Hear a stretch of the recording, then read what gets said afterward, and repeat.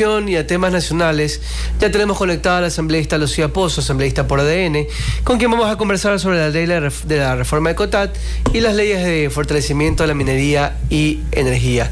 Asambleísta Pozo, ¿cómo está? Buenos días. Buenos días, Alex. No sé si me escuchan. Sí, perfecto. Qué gusto, estimada Diana, estimado Alex, un saludo cordial para toda su distinguida audiencia.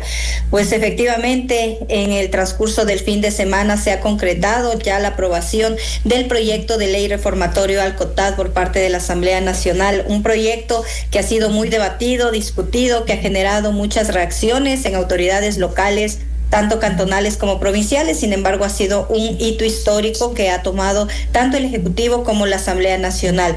Los resultados, pues, son generar esta trazabilidad, sostenibilidad y fortalecer la calidad del gasto que generan los gobiernos autónomos descentralizados a través de los recursos que transfiere el gobierno central, pero también los recursos que ellos ejecutan a través de sus recaudaciones propias, como impuestos prediales, las diferentes tasas impuestas para el uso y gestión de sus suelos. Aquí lo comentábamos y decíamos que aplaudíamos de cierta manera digamos, límite que se pone a los GATS cantonales, provinciales, a no malgastar los recursos, sino usarlos justamente en lo que es prioritario, ¿no? En proyectos de inversión. Pero también entendíamos la otra parte, la contraparte de muchos GATS y muchos alcaldes que se quejaban de que muchos proyectos no solamente contemplan el fierro, el cemento, sino la parte social, la mano de obra, la atención. Ya está aprobada la ley, y de hecho leíamos en la nota hace unos minutos de que Pachacutic, la CONAIE, en su reunión este fin de semana tenía la intención de hacer en la Corte Constitucional un reclamo de inconstitucionalidad hacia la ley. ¿Qué opinión le merece esto, asambleísta? Claro que sí, existirán posturas opuestas, esta postura de la oposición, no únicamente de Pachacutic, sino también de la Revolución Ciudadana. Hemos visto autoridades locales realizando marchas, activaciones en territorio, y obviamente han anunciado la presentación de la demanda por inconstitucionalidad sobre la ley que se aprobó en la Asamblea Nacional. Pues nosotros estamos atentos a todas las acciones, resoluciones emitidas por parte de la Corte Constitucional. Siempre hemos sido muy respetuosos sobre las resoluciones que se convierten en jurisprudencia vinculante para la acción legislativa, judicial, jurídica en el Ecuador. Sin embargo, estamos conscientes de que este proyecto de ley ha sido trabajado con técnica legislativa, altamente debatido, con expertos, con autoridades, también representantes de los organismos competentes que van a ser regulados a través del COTAD, como la AME, el CONGOPE, la CONAGOPARE. La CONAGOPARE quedó fuera de los protocolos de cumplimiento de la regla fiscal del 70-30, pero estamos atentos a cualquier comparecencia que sea requerida por parte de la Corte Constitucional. Si es necesario activar vocerías a través de los amicus curiae en la Corte Constitucional, los asambleístas lo vamos a hacer. Tengo el honor de presidir la Comisión de Gobiernos Autónomos en la Asamblea Nacional. Estuvimos participando en las mesas legislativas de la Comisión de Desarrollo Económico, pero siempre es lamentable que la oposición, más allá de un tema social, local, de desarrollo, de fortalecimiento del gasto público, tome estas medidas con cálculo político. Siempre el odio político de las otras organizaciones hace que el Ecuador retroceda, pero estamos en este momento de colegislar de la mano del Ejecutivo. El proyecto de ley es viable, no recae en inconstitucionalidades, no vulnera la autonomía de los gobiernos locales y tampoco frena el impulso, la ejecución de los proyectos y programas sociales por parte de las municipalidades y prefecturas. Es lamentable que confundan el gasto corriente con el gasto de inversión y que no tengan la capacidad quienes se oponen de replantear su nómina, de priorizar el gasto de sus nóminas en los diferentes programas. Para eso está el Ministerio de Economía y Finanzas, para realizar el acompañamiento y que esta regla fiscal, que ya está determinada desde el 2011 en el COTAD, pueda ser una realidad. La regla fiscal ya estaba en el artículo 198, que no la cumplieron perdieron porque siempre malgastaron los recursos, sobre todo los municipios, o los muy grandes o los muy pequeños. Es una particularidad que los municipios medianos en su mayoría sí cumplen con esta regla fiscal, pero los municipios pequeños se convierten en agencias de empleo para cumplir sus compromisos políticos, y los municipios grandes, pues lo que le pasó a la prefecta de Pichincha, ¿no? Contratan murales de $500,000, dejando por fuera las necesidades y realidades de sus localidades. Así que aquí estamos para la expectativa de las acciones de la Corte Constitucional. Y justamente usted, asambleísta, que nos indica que pertenece a la Comisión de Gobiernos Autónomos, hay algunas autoridades locales indicaron no sentirse haber sido tomadas en cuenta y que no se discutió justamente con ellos, que son los que están en territorio y son los que ejecutan los presupuestos, no fueron tomados en cuenta para la discusión de esta ley. ¿Qué nos responde acerca de esto?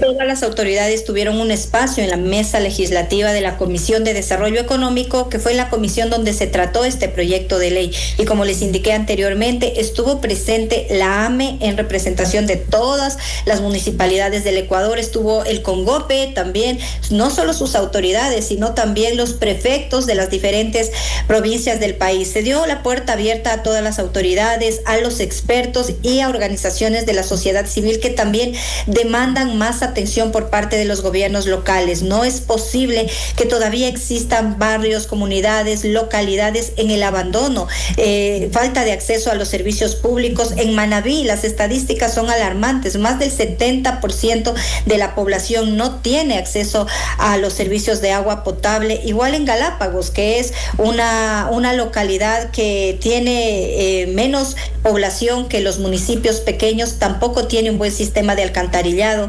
y los índices de pobreza también se miden con estos estándares de acceso a los servicios públicos. Lo que se busca con la medida es justicia social, es atención en las localidades y mejorar la calidad del gasto. Ténganlo por seguro que la regla fiscal, el seguimiento, el control, la trazabilidad van a funcionar y se van a ver reflejados en obras, bienes, servicios a mediano plazo en las diferentes localidades que por años, por décadas han sido abandonados. La regla fiscal debe iniciar su aplicación en junio del 2026 con un primer resultado a diciembre de este presente año, alcanzando el 60% de la ejecución óptima, efectiva del gasto público en las localidades. Nosotros estaremos a la expectativa, también realizaremos un seguimiento al Ministerio de Economía y Finanzas para que su control, su seguimiento sea efectivo, sea eficiente y se vea reflejado en obras, bienes y servicios en las localidades de mi país. 7:58, ya estamos en diálogo con la asambleísta por ADN, Lucía Pozo, ahora hablando de la ley de reforma al COTAT. En este sentido, sabemos que esta reforma de la ley introduce un artículo del COTAT que señala que no elimina ni sustituye la capacidad de decisión de los GATS con quién contratar, sino que establece un estándar mínimo de priorización de gasto. Cuéntenos un poco más acerca de esto, por favor. Efectivamente, estimada Diana, nosotros hemos sido muy cuidadosos en el tratamiento, en la forma y el fondo del proyecto de ley, el cual fue impulsado por el Ejecutivo, pero siempre es importante realizar la revisión de constitucionalidad, de no vulnerar las competencias, atribuciones y derechos de las autoridades y de los ciudadanos que estarán bajo el cumplimiento de esta normativa. En lo que usted indica, estimada Diana, el artículo 271 de la Constitución es muy claro cuando consagra el derecho que tienen los gobiernos autónomos descentralizados de recibir por parte del gobierno central la transferencia del 15% de ingresos permanentes del Estado y al menos el 5% de ingresos no permanentes. Esta es una atribución que tiene el gobierno central, una obligación que tiene con los gobiernos autónomos descentralizados, y producto de los articulados de la Constitución se desciende al cumplimiento efectivo del COTAD en lo que concierne a su autonomía. Estos recursos por ley tienen que transferirse mensualmente y la autonomía radica en priorizar, en conocer de cerca las necesidades de sus localidades y poder priorizar su propia planificación, no acogerse someterse a una planificación global, central, sino descentralizarla en función de las realidades de cada localidad. Producto de esta transferencia del 15 y 5%, se reforma en el COTAD el porcentaje de la transferencia, el cual determina que el 21% será transferido de ingresos permanentes y el 10% de ingresos no permanentes. Este margen es el que nos va a permitir realizar una trazabilidad y control. Los gobiernos autónomos descentralizados que no cumplan con el 70% tendrán una disminución de la transferencia en lo que consiste entre el 15 y 21% y el 5 y el 10%, siempre priorizando bajo su autonomía la calidad del gasto. No es lo mismo administrar en parroquias de la costa que de la sierra, no es lo mismo una parroquia rural que una cabecera provincial. Esta autonomía radica en la priorización y la planificación específica descentralizada. No confundamos autonomía con despilfarro. No quiere decir que la autonomía les permita inflar su nómina, contratar exceso de personal de asesoría y apoyo y no personal técnico en las localidades. Se ha cuidado muchísimo y por eso estamos seguros que dentro de la Corte Constitucional el proyecto de ley no caerá en incumplimientos de constitucionalidad, tampoco en incumplimientos de unidad en materia, porque al final se une lo que determina la Constitución con lo que determina el COTAD y el resto de normativas supletorias. Hemos sido muy cuidadosos con esto y estamos seguros que el proyecto, que ya se encuentra en registro oficial, pues entrará ya en vigencia y los primeros resultados los veremos a partir de junio del 2026. De acuerdo a datos del Ministerio de Economía y Finanzas, en 2024 la inversión en obras y servicios básicos de los GAT representó menos del 39% y también se registró un gasto corriente en el rubro de masa salarial de un 34%. Con esta nueva ley, ¿cómo cambiaría estas cifras?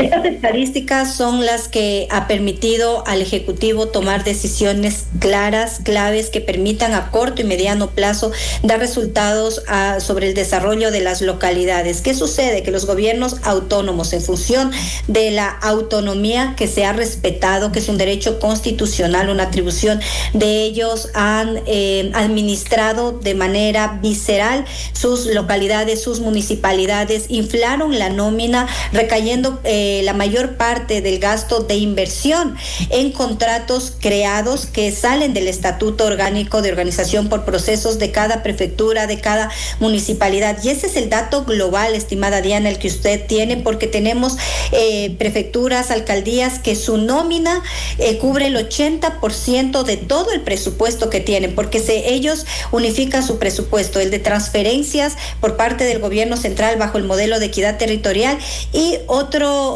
porcentaje que influye al presupuesto general de los gobiernos autónomos descentralizados son las tasas, lo que habíamos indicado anteriormente, las tasas por uso y gestión de suelo, permisos, todas las recaudaciones internas propias de los municipios y prefecturas son parte de inflar estas nóminas. ¿Y cuál es la problemática? Que luego de desgastar, de mal administrar sus recursos, recurren al gobierno central a través de créditos no reembolsables, a través de créditos con el Banco de Desarrollo, a través de transferencias directas por parte del Ministerio de Infraestructura y Transporte, Ministerio de Agricultura, Ministerio de Ambiente.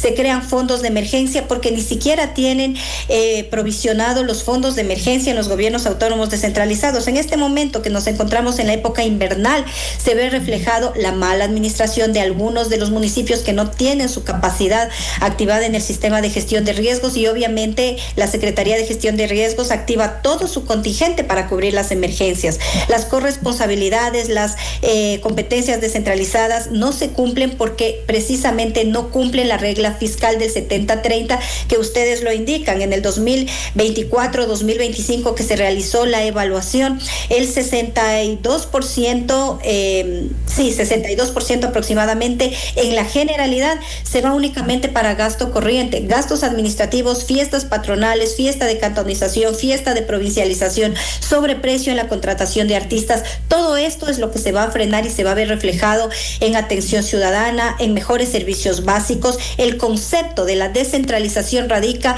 en que los gobiernos locales existen para mejorar la provisión de los servicios básicos, principalmente en las localidades. Y como esto no se ha cumplido, es necesario generar una regla, una trazabilidad y seguimiento por parte del gobierno central. 8:05. Y también, bueno, tenemos en conocimiento sobre la ley de minería y energía, que tiene un componente relacionado con los gobiernos autónomos descentralizados. Por primera vez, el Estado busca viabilizar la entrega directa de regalías mineras a los gobiernos autónomos descentralizados con esta ley de minería. ¿Cuáles son un poco estos parámetros que se van a contemplar y adicionalmente qué otras novedades trae esta ley? Bueno, el sector minero en el Ecuador ha sufrido varios cambios, ha sufrido varias infiltraciones en el caso de la minería ilegal, principalmente en las provincias del Oro, del Loja, del Napo y también en provincias pequeñas como es Imbabura, la provincia del Carchi. También la minería ilegal se ha enquistado en lo que son las concesiones mineras oficiales y por eso el gobierno central ha tomado acción de manera inmediata. Bueno, es importante generar este paréntesis que actualmente el Ministerio de Energía y Minas se encuentra realizando un proceso de control, regulación y remediación ambiental en diferentes concesiones mineras de la provincia del Oro, de Loja y del Napo. En el Napo, la mayor parte de la minería es ilegal, lo cual contamina los ríos. Se ha evidenciado la presencia de minerales, de contaminación que dañan la salud de los ciudadanos. Y aparte de eso, pues la minería ilegal también dentro de la minería ilegal se derivan varios delitos de crimen organizado, de delincuencia organizada, se deriva la prostitución, se deriva microtráfico de drogas, trata de personas y es necesario fortalecer la minería legal en el Ecuador. El principal objetivo del proyecto de ley enviado por el presidente de la República es fortalecer la minería legal, que los empresarios, los inversionistas tengan las garantías para seguir invirtiendo en territorio ecuatoriano, que la explotación minera responsable, amigable con el medio ambiente, con responsabilidad social, genere regalías también en las localidades donde se genera la actividad extractivista. Se ha evidenciado en el tema de los permisos con el Viceministerio de Ambiente, que antes era Ministerio de Ambiente, que las fases de exploración tenía mucha burocracia, lo cual desgastaba el tiempo del empresario, del inversionista, del minero en iniciar su fase de explotación. Muchas concesiones mineras, hasta cumplir los requisitos de la fase de exploración inicial y fase de exploración avanzada, dejaban abandonadas las concesiones mineras 1 o 2 años hasta cumplir los requisitos de la fase de exploración inicial a la fase de exploración avanzada. No podían iniciar una fase de explotación, y en eso de cumplir los requisitos con el Ministerio de Ambiente ya ingresaba la minería ilegal y teníamos que mantener al ejército ecuatoriano al pendiente de que mientras se realizan los requisitos para exploración avanzada no empiecen a cavar bocaminas irregulares los mineros ilegales. Esto busca inicialmente el proyecto de ley presentado por el presidente de la República. En segunda instancia, pues se busca regularizar a los pequeños mineros, a mineros artesanales que realizaban con sus propias herramientas, sus propias metodologías, el tema de exploración y explotación minera, puedan regularizarse como pequeña minería en el Ecuador. Regularizar a los mineros que cumplan con los requisitos determinados por el Ministerio de Energía y Ambiente en este momento va a garantizar el desarrollo de las localidades donde se realiza estas exploraciones. Aparte de ello, pues se verá reflejado en regalías directas, en beneficios, nuevos ingresos para los municipios, para las prefecturas, incluso de las provincias donde se realice la actividad extractivista. Entonces es regularizar, no se trata de disminuir requisitos para el tema de la licencia ambiental, que es lo que habían hablado autoridades o voceros de la oposición proposición lo que se busca es unificar los requisitos, porque la fase de exploración inicial y avanzada es la misma, pero la habían dividido, desgastando el tiempo de accionar de los concesionarios mineros. Además, se mantiene los requisitos de consulta libre e informada. En todas las localidades, los dirigentes sociales, los dirigentes indígenas habían indicado que se elimina el tema de la consulta previa, libre e informada, para que las comunidades decidan si permiten o no una concesión minera en su territorio. Esto no se elimina. El que toma la decisión para que sus localidades puedan realizar actividades mineras será la ciudadanía. Con una consulta previa, libre e informada, regulada, pues las comunidades decidirán si se realiza o no determinadas concesiones. Y actualmente este proyecto de ley se acompaña también con la acción de control que está realizando el Ministerio de Energía en las provincias que habíamos indicado, donde están suspendidas actualmente las actividades mineras hasta que quienes tienen las concesiones que no cumplían con los requisitos puedan regularizarse, cumplir y el ministerio realizar el acompañamiento pertinente. Y esta nueva ley de fortalecimiento del sector minero, ¿cómo influye en el tema de seguridad? Porque sabemos que muchas minas, en ciertos sectores, han sido tomadas por el narcotráfico, por grupos delictivos que se han apoderado de estas minas y que la constituyen como parte de su actividad regular. ¿Cómo influye?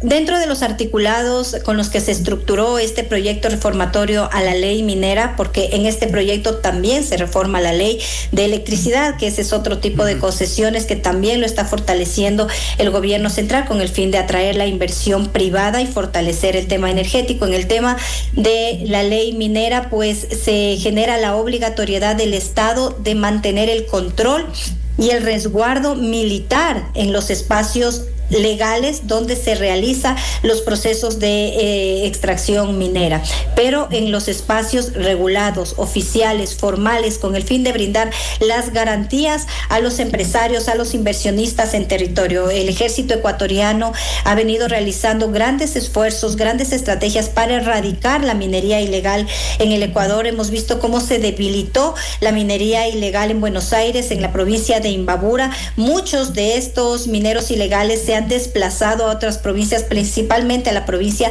del Napo, donde ya se encuentra realizando una importante intervención por parte del Estado ecuatoriano a fin de erradicar la minería ilegal y darle legalidad a esta actividad en el Ecuador. La minería es parte del futuro económico, de dinamizar nuestras actividades, nuestra economía interna y también internacional, ¿no? Porque la minería al final se vende para afuera, se la trabaja a través de la bolsa de valores y esto va a dinamizar nuestra economía, nos va a permitir un crecimiento, pero ordenado, acompañado con el bloque de seguridad principalmente por el ejército ecuatoriano. Esta es una obligatoriedad que está determinada en este proyecto reformatorio de la ley de minería en el Ecuador.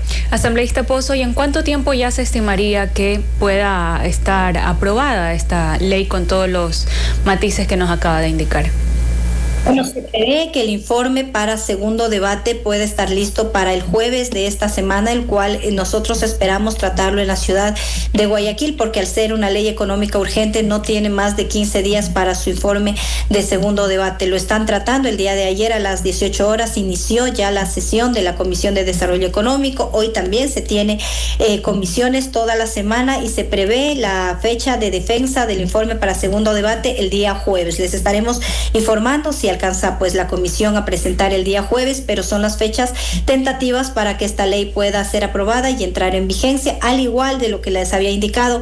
El sector energético tiene muchísima expectativa de que la ley pueda entrar en vigencia, pueda ser aprobada por la Asamblea Nacional y las concesiones, el delegar las competencias excepcionales a la empresa privada para que puedan invertir en generación de energía en nuestro país y cubrir esa brecha que se tiene de aproximadamente el 8% de la totalidad de la generación de energía, que es lo que se estaba comprando a Colombia. El 8% aproximadamente al año es lo que se compra a Colombia, el déficit energético que nosotros tendríamos. Hoy por hoy, Ecuador sí tiene un excedente porque el tema de la situación climática ha acompañado muchísimo, el mantenimiento, el control que hizo el presidente de la República en el 2024, la inversión aproximada de $1.000 millones al sistema de generación energética, hoy da resultados. No habrá recesión, no habrá un déficit como lo tuvimos en el 2024, pero es necesario prepararnos para el futuro. Y para prepararse para el futuro, el presidente Daniel Noboa,